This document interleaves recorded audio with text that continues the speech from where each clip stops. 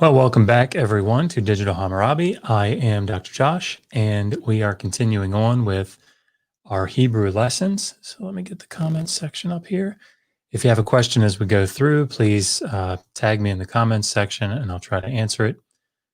We are going through, as you know, 🀭Seal's book, A Grammar of Biblical Hebrew. The link is in the description below. Be aware, I am here with Oliver, my very young son, who is upstairs napping. Hopefully, he won't wake up while I am doing this. But if I have to go abruptly, that's what it is. So, with that in mind, let's go ahead and get started. So I'm going to go ahead and share my screen, and I think this worked out pretty well last time. So you guys let me know. Today we are dealing with the Piel form, and if you remember, the cal is what we worked on last time, and the cal is sort of just the simple, most common way that a verb is formed. So the PL, the PL has a different nuance. So let's talk about the form really quick. If you recall, the reason that it's called the PL is Hebrew, when it uses a three-letter root, pei, ayin, lamed, and so the cal stem is also called the pa'al stem. That's a simple. This is called the Piel stem. So Piel. There is a nif al stem, nif al. So yeah, there are all kinds of. There is the pu'al and so on. So the pa'al, the pi'el, the pu'al, the nif'al, the hitpa'el, the hif'il, and so on. They're all built on this root, and that's why they pronounce it that way. So today we're learning about the Piel. Now the Piel, we'll get into what it means, but to sort of make sure this is understood, there are certain verbs that more commonly occur in the cal stem. There are other verbs that occur in the PL stem more frequently. So, for example, the one that I memorized, diber, to speak. This one shows up, I think, very much more frequently in the PL stem than in the cal. I haven't looked at the numbers, but so the form we're talking about the PL perfect. So if you remember,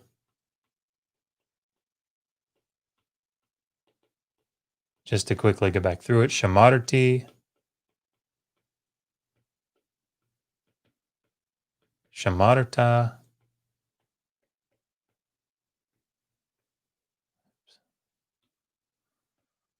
shamart.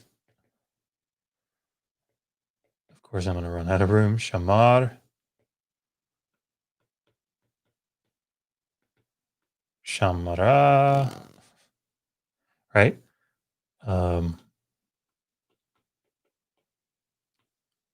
Oops. Shamarnu, shamartem, shamarten, and sorry, shamru and shamru. So shamarti, shamarta, shamar, shamar, shamara, shamarnu, shamartem, shamarten, shamru, shamru. This is the perfect, the cal perfect. The big thing that I told you to, focus in on these endings. which if you've memorized any of the other paradigms, li, lecha, lach, lo, la, lanu, lachem, lachen, lahem, lahen, they've been sort of helpful. This is the other set of endings that I think are really important because they sort of fill out what you're normally going to see in these verbal paradigms. But so if you think about that and we come to the PL, I'll do it with the one that I memorized. Why does it keep giving me that? I'll write it out and then we'll talk about some of the nuances. Dibarti, dibarta, dibart. You notice so many things are the same. Diber, PL, diber.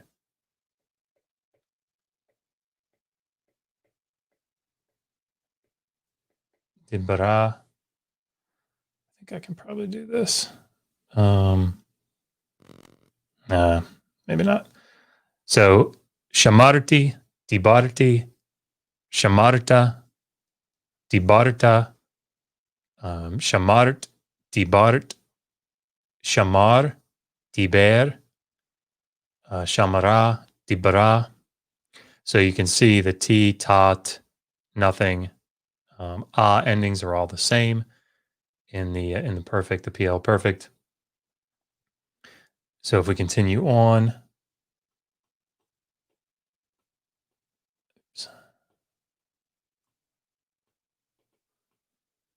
dibaranu,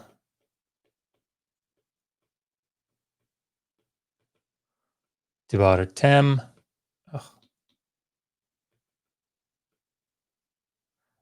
I'll just do that. Dibarten.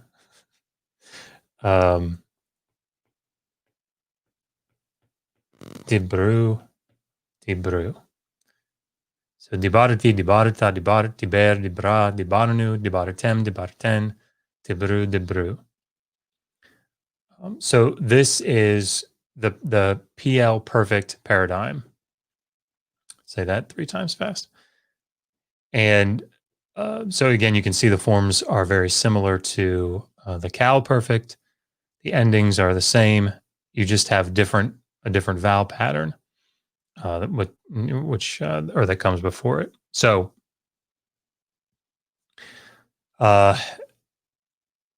before we talk about we'll talk about how, as we did last time, the Cal perfect, if there are weak or guttural letters, like K, iron, Yud. Well, no, I don't think we deal with that one. Aleph, and so on. There are certain changes that take place if there's a third Hey or a third Aleph, and so on. So we'll talk about those in just a minute. But let's talk about the meaning. So when most people, in my experience, when most people learn about these stems, they learn something like this. Cal is simple. The PL is intensive. I'm probably doing these out of order, but that's okay. The nifal is the passive. The hifil, oops, let's keep that consistent. The hifil is causative. And the hitpael is reflexive. And then there's a passive form of this and a passive form of that. So the pu'al and the hof'al. So, okay, this is fine to think about, right? Because this is often the case. And this is, if you just learn this for now, that's absolutely fine. We'll talk about the other uses today, just to kind of give you an idea. But this is just sort of describing how these things work. So if you see a nifal form, oftentimes it's perfectly fine to think first, is this a passive? Let me try to translate this as a passive. But that's not always going to be the case. Right? So when you go to a lexicon, for example, you might look up a root in the NIFAL and you think, okay, it should be passive, but it's not. It looks like it's active, or it looks like it's reflexive. That's all fine. But it's good to assign something to each of these, and this is fine. This is fine to do. But again, it's more complicated than this. So just be aware of that. When we get into like intermediate Hebrew grammar, then you can start thinking, all right, is causative, even though causative happens an awful lot, probably the majority of the time, there are other ways that the hifil, that roots form in the hifil, and they have different nuances. But we'll talk about that when we get there. But this is sort of the layout, right? Just to give you an idea. So the different uses of the PL. And again, if you want to follow along, we are in Chunleung Seao's book in chapter 15. And he lists, the four big ones. So factative. So, sorry, wrong button. It's so hard to write on this thing. I know I say that every week, but factative. So I guess I'll just write them out. What order does he have? And denominative. Intensive is next. Then denominative and declarative. Okay. So if you see a root in the PL, it's probably going to fall into one of these categories. Again, this is sort of like FYI. Don't worry about committing all this to memory. But just so you kind of understand what words mean when they're in the PL, this is sort of to just introduce you to it, I suppose.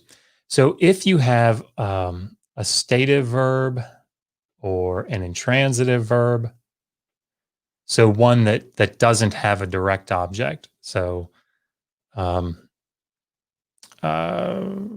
don't know, what are the examples that he gives here? Okay, so to be clean, to walk,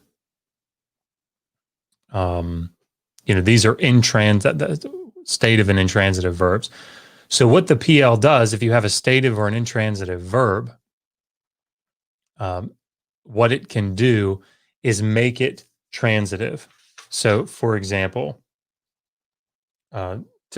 just so that everybody understands, the difference between intransitive and transitive.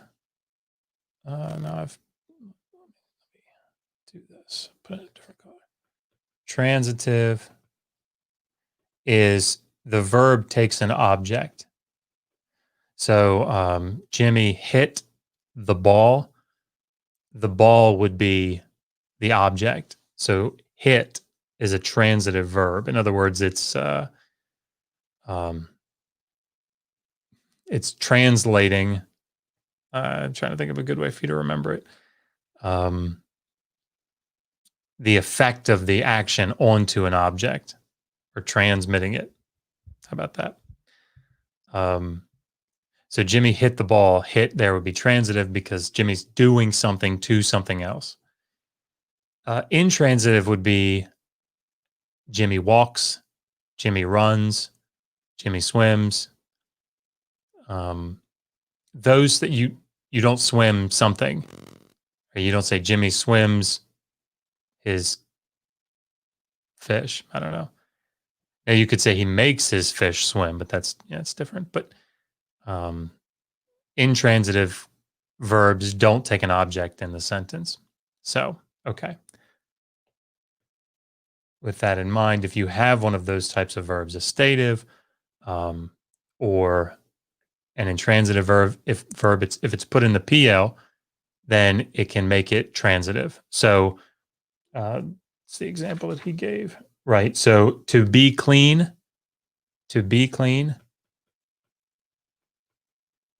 if that is put into the PL, it would be to clean. something or to cleanse something. So it's making something that's either stative or intransitive into a transitive verb. They call that the factative. Again, if this is sort of hazy, that's absolutely fine. Don't worry about it. Intensive, probably the reason that we use this one is it's the easiest to make sense of. So intensive is just taking an action and making it more intensive, repeating it, or repeating, or I can't think about doing something multiple times, or yeah. So, for example, the verb shinbetresh in the cow is to break something. But if you say shiber, it means to like smash something or to break repeatedly. So it's intensive, right? It's the action becomes more intensive. Again, don't expect that every time you see a PL, it's going to be intensive. That's not what I'm saying. But just to sort of give you a peg to hang some other information on, that's it. So it could be factative, taking a stative or an intransitive verb and making it transitive. It can be intensive or repeating. It can be denominative, which means you're making a word that is normally a noun into a verb. So let's see, noun to verb. So if you have the word kohen, like a priest, and you put that in the PL, it's like to act as a priest. So it's taking a noun and making it into a verb. And then finally, just very quickly, declarative. This is sort of, it's taking a state. Oops.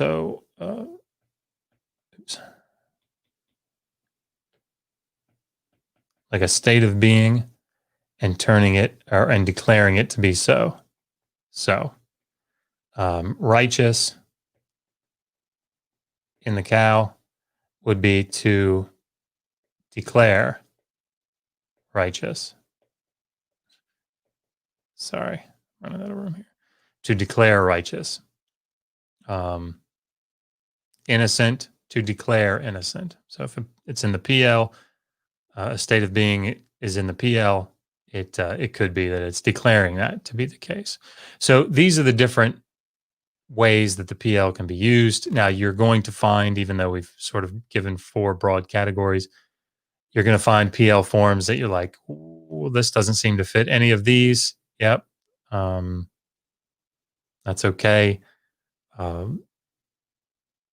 Again, it's worrying about those sorts of things is more of a intermediate, advanced grammar thing to worry about. I think I just repeated myself there. So don't sweat that just yet. Just kind of understand, generally speaking, the cal is simple, action. The PL can be intensive, or it can do these other interesting things. The nifal is passive. The hifil is causative. The hitpile is reflexive. Think generally that way, and that'll be a good starting point for you. So PL, intensive. If you just think about that for now, that's absolutely fine. We'll get into all the nuances later. Okay. So he goes through and talks about what you have when you have weak, verbs that have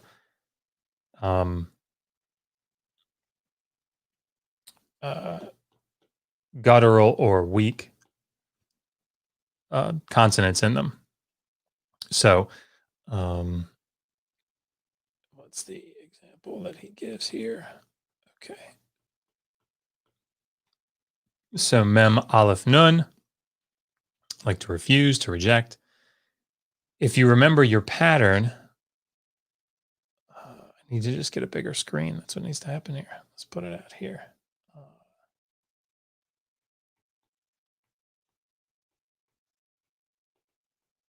Oh, I guess I should talk about that real quick. A couple of things to notice about this. So, of course, Piel is what shows up in the third person singular. That's why we call it that, Piel. But if you notice, there are some things that are sort of the telltale signs of this being a PL. This is the big one. This doggish forte in the middle radical and doubles that middle radical. This is the big sign of the PL. It doubles the middle radical. So dibarti,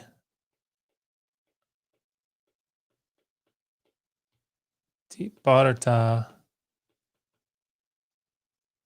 and so on. Dibarti. Okay.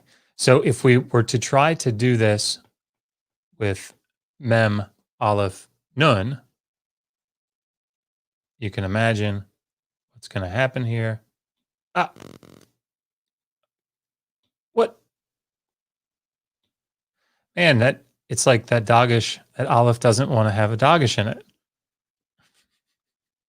Okay. Sorry. So let's do this.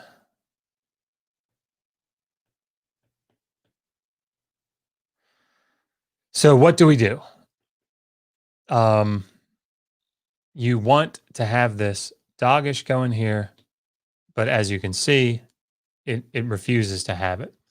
So one of the things, of course, that we see happening all the time is compensatory lengthening. I know that you guys are probably tiring of hearing about that, but that hieric will go to tsere to compensate for the fact that you can't have an aleph closing that syllable and opening the next one. So you just end up with this open, unaccented short syllable. And so with a short vowel, and it doesn't like it. So it lengthens to tsere, which is, again, totally expected. So you would get me anti, me anta, me ant, me ain, me ana, and so on. So that's the big difference. If you do have, let's talk about that.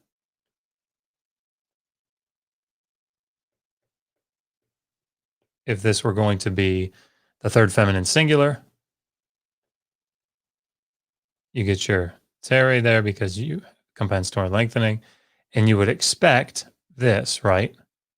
But of course, this aleph doesn't like to have a simple, simple vocal shava. So what it wants instead is a composite shava, and that's what it gets. So you get me ana, and so on. And this is really the big thing. If you have,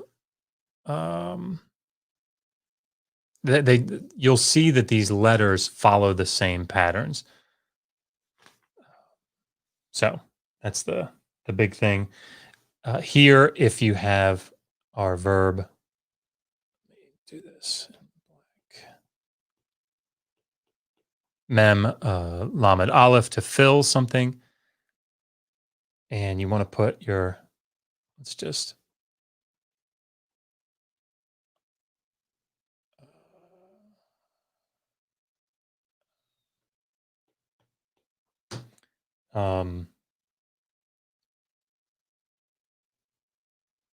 so dibarta. Well, what ends up happening is this aleph quiesces as we expect, and what you get instead is mileti, mileta, milate, milay, milita, milenu, and so on. So third olives, they'll quiesce just like before, and that's what you get. The same happens with the third hey, or the same thing that we saw in the cow. So,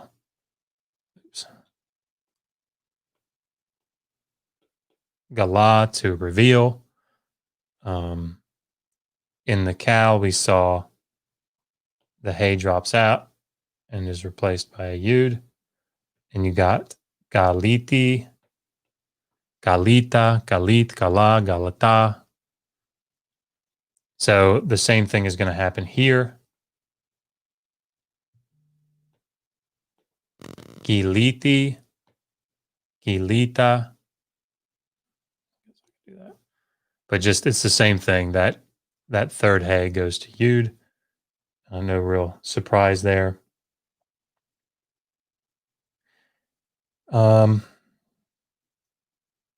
Yeah. There are a couple other things that we can talk about, but middle weeks, for example, you expect, let's see, that's really, really ugly. So you would expect this vav here to like drop out or something, something to happen to it. But because of the doubled middle radical, the dagish, what you get instead is it becomes a hard consonant. So, and that's a third hey. So you get tsiviti. So this vav sticks around as a consonant. So tsiviti, tsivita, tsivit, and so on. There's a nice, if you have Sayal's book, he's got paradigms in the back, and most grammars do, that sort of lay all these things out. All right, let's quickly talk about the participle. I think we talked about the cow participle already. I just can't remember things anymore, but let's just real quick. So, shomer. I'll just go ahead and make it.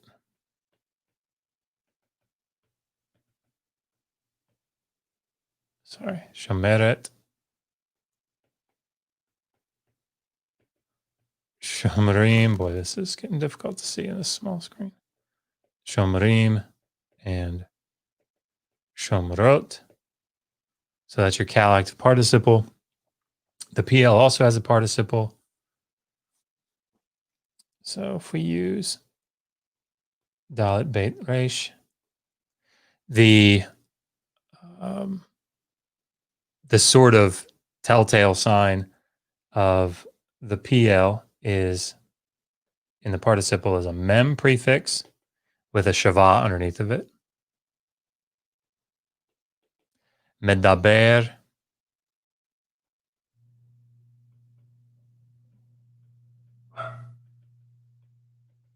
Medaberet. Oops.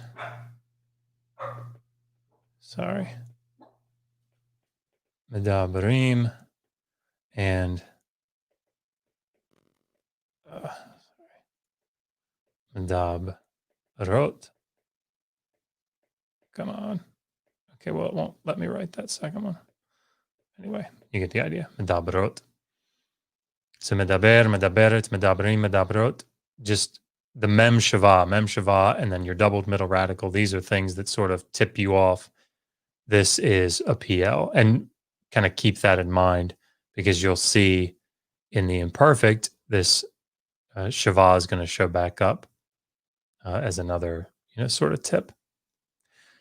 Okay, well that worked out pretty well timing wise.